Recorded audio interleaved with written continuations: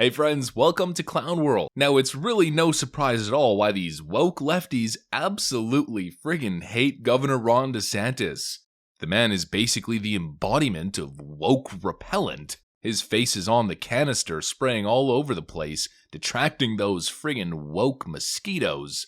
All these damn woke leeches. Well, it's moments like these that make you just love the guy. I know there's some detractors out there, people who try to make it partisan back and forth, but you gotta give it to him, he's a beast. So with that, I'm happy to take a couple questions back there. Yes, ma'am. Yes, a couple things. In your inaugural speech, you talked about this being the golden age of conservation. Do you feel that conservation has been neglected prior to your administration? And then what's your response to the Democratic chair men resigning? Well, look, I think what we did is we've made this a priority in the state of Florida.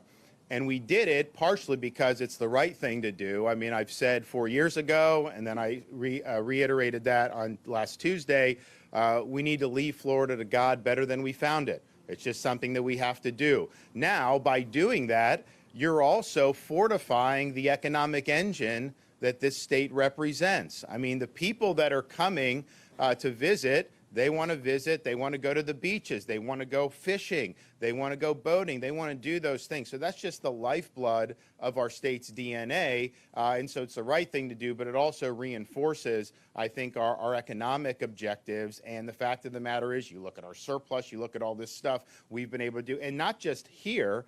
You know, we just did the biggest toll relief program in the history of Florida. So there's people, and you know, I know they have some tolls here, some parts of the state, it's like you can't commute to work without getting hit with these tolls. So that's a 50% reduction. You look at what we've done, we've raised teacher salaries, we did bonuses for police officers coming in from out of state. We've done so many different things. We did the biggest tax relief in Florida history last year. We're going to do much more this year. All of that is because the state has been managed well, and you have good fiscal stewardship, and you have this surplus, and so you're able to do a bunch of different things. And so I think it's just about, you know, what you prioritize. I know other people have done stuff in the past, but I think we've really kind of taken the bull by the horns and go forward. In terms of the resignation, you know, of the other party's chairman, there ain't as many Democrats around as there used to be in the state of Florida, and we had something to do with that in November of 2022.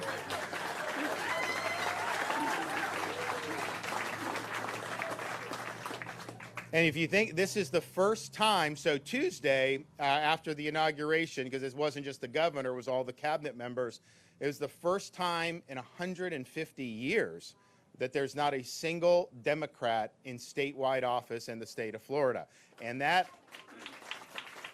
and 150 years ago, when that was the case, you know, that was like Reconstruction, so it wasn't even like normal elections then. So really, I mean, in the modern era, it's the first time that that's ever happened. But, you know, I think that part of it is, I think they have a knee-jerk reaction to anything I do, and I think it's put them in a corner where they're basically playing to the woke choir, which is a very small minority of people. I mean, you know, so it's just they're not addressing issues, I think, that really matter to folks. And so they really need a whole course correction and a big overhaul. I don't think they're going to do it because I think the incentives are to continue to do what they're doing on an individual basis. And so they can sort all that out. I'm just happy that, you know, I was leading the charge to be able, you know, to win a historic victory in November.